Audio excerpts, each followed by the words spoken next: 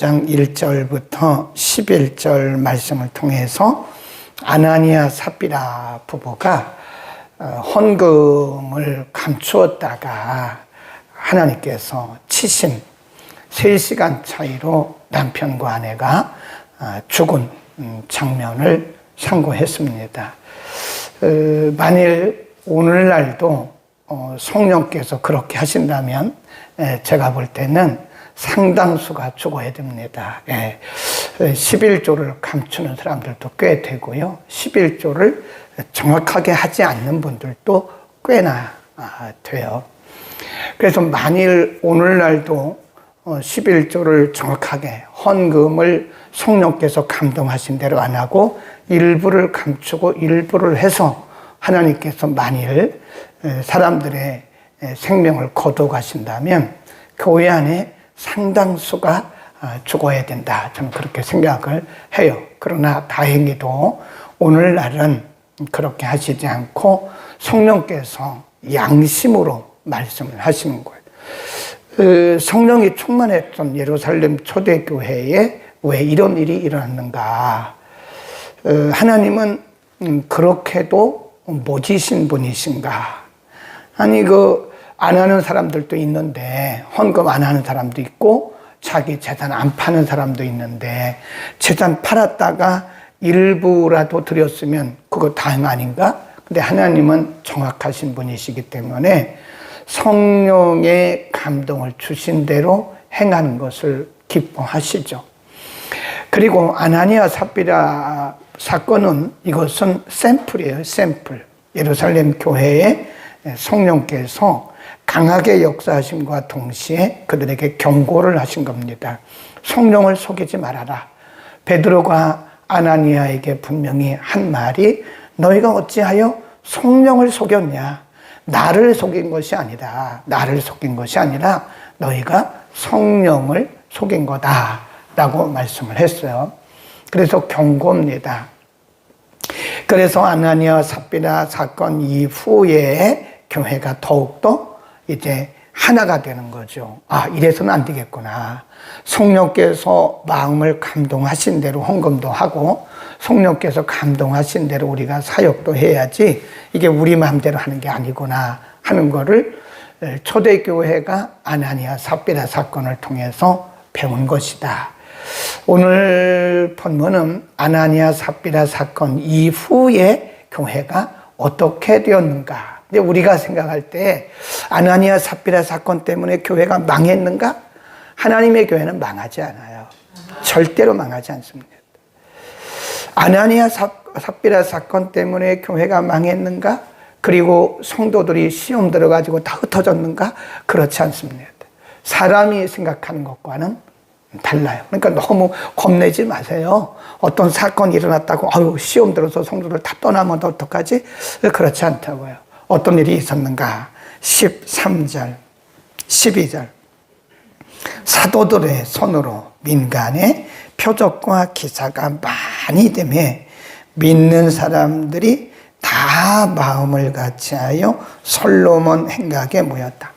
예루살렘 성전에 다 모일 수가 없으니까요. 솔로몬 행각에 모이는 거. 사람들이 워낙 사람들이 많게 되니까 거기에 뭔 말씀이 있냐면 사도들의 손으로 민간의 표적과 기사가 많이 됐다고 그랬고요. 믿는 사람들이 다 마음을 같이 했다. 그 아나니아 삽비라 사건 때문에 물론 일시적으로 교회가 주춤하긴 했어요. 무섭구나. 성령이 무섭구나. 헌금이라도 이거 내 마음대로 하는 게 아니구나. 이게 내 돈이지만 내 돈이 아니구나. 이런 경각심을 갖게 되고 그리고 성도들이 더욱더 한 마음이 되는 거예요. 그러니까 성령의 역사는 우리의 생각하고 달라요. 우리의 생각대로 한다면 아나니아 삽비라 사건 때문에 예루살렘 교회가 시험에 들어야 되던 그 시험 안 들었잖아요. 어떻게 됐어요? 한 마음이 됐다. 오히려 성도들이 더 경각심을 가지고 한 마음이 돼가지고 또 사도들을 통해서 더 많은 표적과 기사가 나타났다. 심지어는 15절 보세요. 심지어 병든 사람을 메고 자리에 나가 침대와 요 위에 뉘고 베드로가 지날 때에 혹 그 그림자라도 뉘게 덮일까 바랬다. 네, 어느 정도로 강한 성령의 역사가 있었냐면 사람들이 베드로의 그림자라도 덮이면 병이 낫겠다고 하는, 그럴 만큼 그 당시에 사도들을 통해서 표적과 기사가 강하게 나타났다. 그게 가능한가요? 저는 가능하다고 봅니다. 하시면 모든 것이 가능하다, 그런 거죠. 그래서 아나니아 삽비라 사건 이후에 교회가 더 하나가 됐고, 그리고 사도들을 통해서 더 강력한 성령의 역사들이 일어나더라 하는 것이고요. 그 다음에 13절 시작. 그 나머지는 감히 그들과 상종하는 사람이 없으니 백성이 칭송하더라. 그 나머지가 누구냐? 12절을 보셔야 돼요. 믿는 사람이 다 마음을 같이하여 솔로몬 행각에 모이고 그 나머지는 감히, 그랬어요. 솔로몬 행각에 모인 믿는 사람들 외에 안 믿는 사람들을 얘기하는 거겠죠. 감히 예루살렘 교회, 초대교회 성도들과 상종을 못하는 거예요. 왜죠? 그들 잘못 건드렸다는 큰일 나거든요. 아나니아 삽비라의 죽음을 보고 그것이 교회 안에서만 일어난 일이 아니잖아요. 교회 안에서 일어난 일이지만 교회 밖까지 다 소문이 난 거잖아요. 저 사람들 아나니아 삽비라 부부가 헌금 잘못 드렸다가 죽었대. 그런 소문이 나니까 주변에 있는 많은 예루살렘 사람들이 이 믿는 사람들을 두려워하는 거예요. 저들에게는 뭔가 있다. 그래서 결론적으로 보면 이 아나니아 삽비라 부부 사건이 교회에 일시적으로는 주춤하는 그런 일들이 있었지만 결과적으로 보면 교회가 더 하나가 되고 성도들이 경각심을 가지고 바른 마음으로 하나님을 섬기고 주변에 있는 안 믿는 사람들에게 있어서는 교회가 얼마나 두려운 존재인가를 알게 된 것이다 하는 거죠. 여러분, 교회는요 굉장히 두려운 존재예요. 그리고 믿는 사람들은요 굉장히 두려운 존재입니다. 안 믿는 사람들이 교회를 함부로 하잖아요. 큰일 납니다. 그리고 안 믿는 사람들이 성도들에 대해서 함부로 하잖아요. 큰일 납니다. 몰라서 그러는 거예요. 이게 그 말씀이에요. 13절이 감히 성도들과 상종도 못하더라. 성도들을 두려운 존재로 그들이 알게 되는 거예요. 교회는 왜 두려운 곳일까요? 성령님이 역사하는 곳이에요. 성령님이 역사하는 곳이기 때문에 교회는 굉장히 두려운 곳이고요. 그리고 성도들은 왜 두려운 존재일까요? 성령이 함께하는 사람들이기 때문에 성도들은 매우 두려운 존재이다. 그러니까 믿지 않는 사람들이 알게 된 거예요. 저 사람들은 건드렸다가는 큰일 나는구나. 저 사람들과 우리가 감히 상종했다가는 큰일 나는구나. 그래서 교회의 권위를 세웠다. 거기다 써놓으세요. 아나니아 삽비라 사건이 결과적으로는 성도들에게는 경각심을 주어서 바른 믿음을 갖게 했고 13절 옆에다가 교회의 권위, 성도들의 권위를 세우게 된 것이다. 그러니까 하나님이 하시는 일에는요 우연이 없어요. 그러니까 우리가 지금 당장 나타나는 어떤 현상만 가지고 우리가 왈가왈부하면 안 됩니다. 하나님은 결국은 그 일들을 통해서 하나님은 선한 하나님의 목적을 이뤄가시는 거예요. 그러니까 아나니아 삽비라 사건이 일시적으로 볼 때는 참 부끄러운 일이고, 그리고 교회가 이래서 되겠는가라고 하는 안 믿는 사람들이나 믿는 사람들에게 그런 말을 들을 수 있었지만, 결론적으로 보면 아나니아 삽비라 사건을 통해서 성도들이 더욱더 하나님을 잘 섬기게 됐고, 주변에 있는 사람들에게는 교회의 권위가 든든히 서가는, 그리고 사도들의 권위가 든든히 서가는 그런 결과를 가져오게 된 것이다. 그러니까 하나님의 하시는 일에는요 모든 것이 우연이 없어요.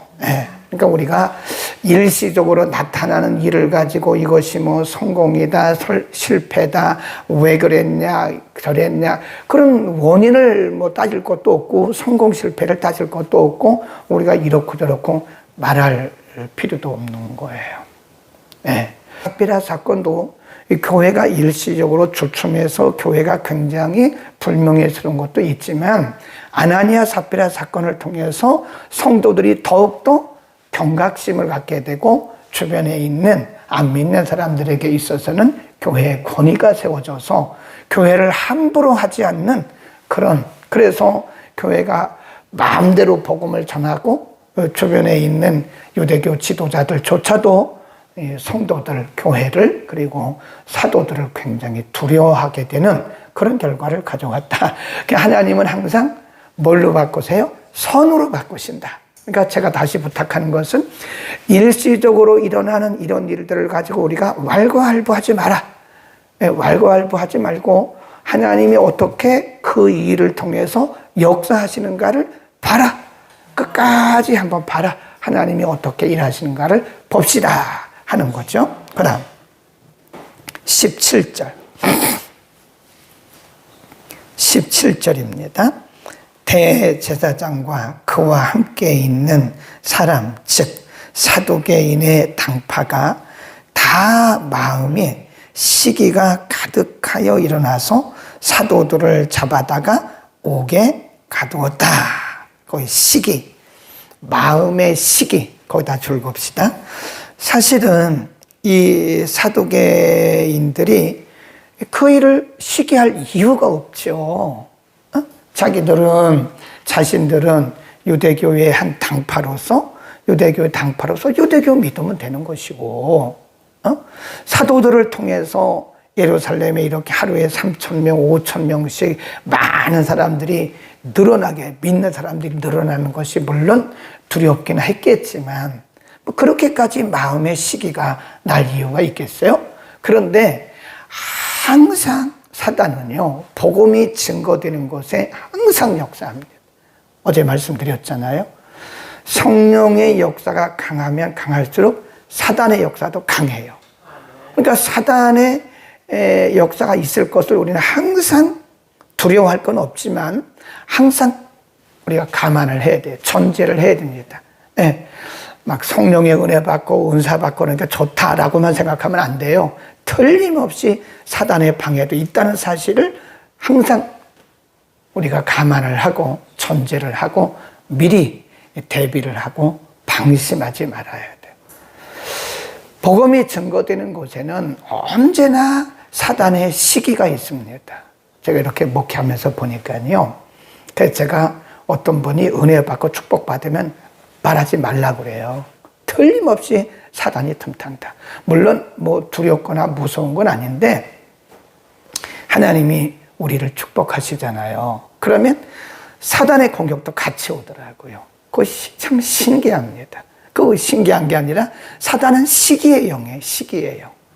그래서 교회가 부흥하면 반드시 사단의 공격도 같이 와요.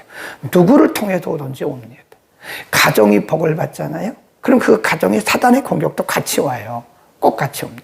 어떤 개인이 복을 받잖아요. 은혜를 받잖아요. 그러면 사단의 공격이 꼭 같이 와요.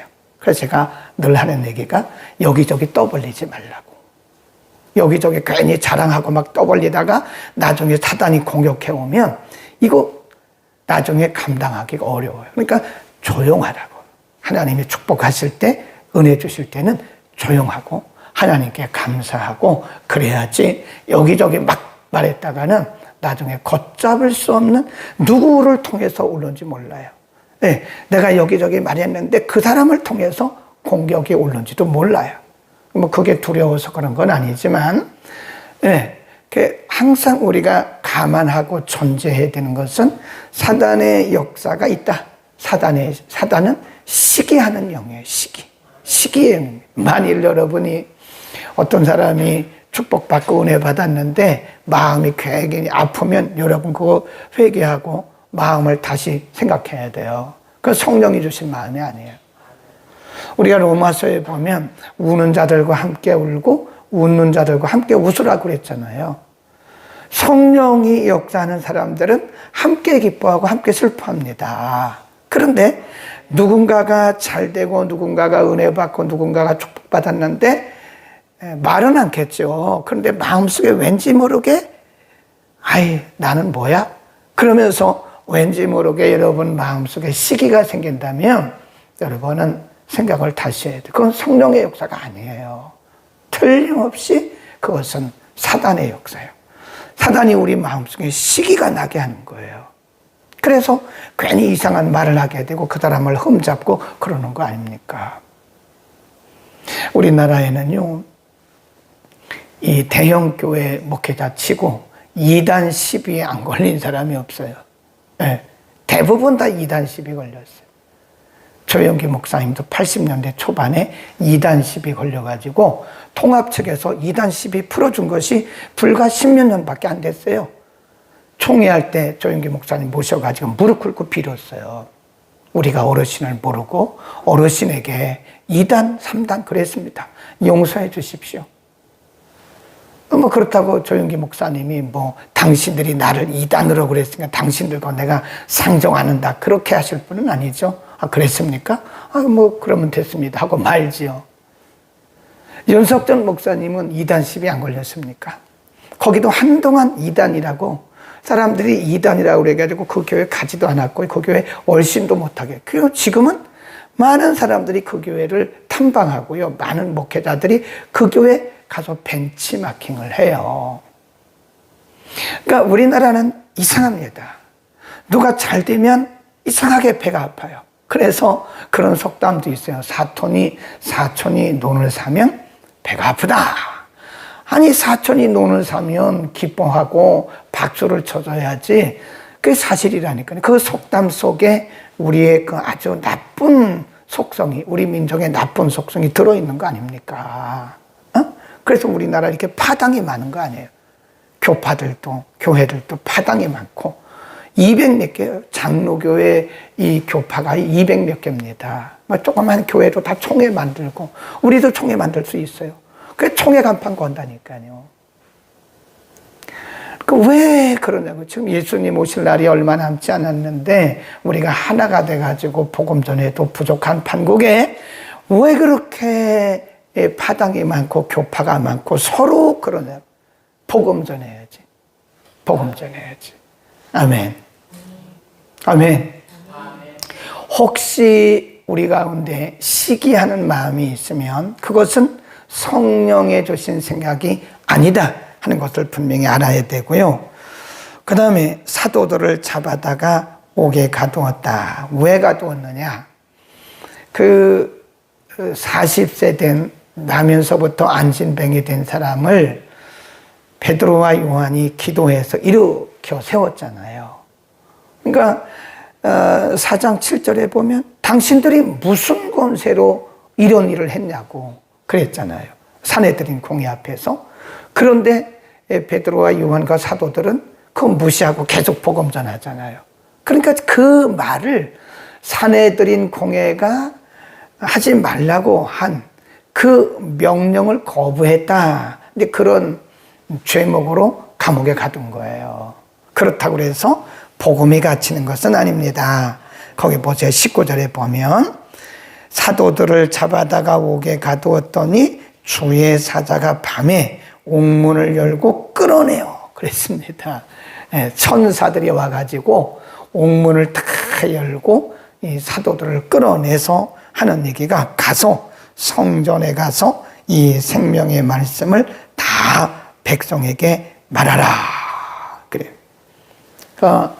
그 옥문을 지키는 옥졸들이 새벽에 가서 보니까 사람들이 없는 거예요. 틀림없이 사도들을 감옥에 넣고 문을 잠궜거든요. 그 옥졸들이 지켰거든요.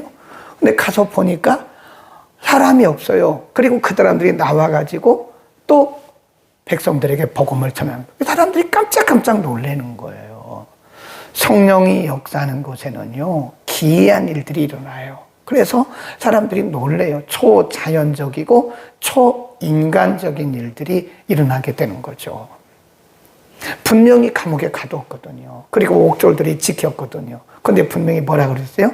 주의 사자가 와서 옥문을 열고 그들을 끌어내어 말하기를 가서 사람들에게 생명의 복음을 전하라 라고 말씀하죠.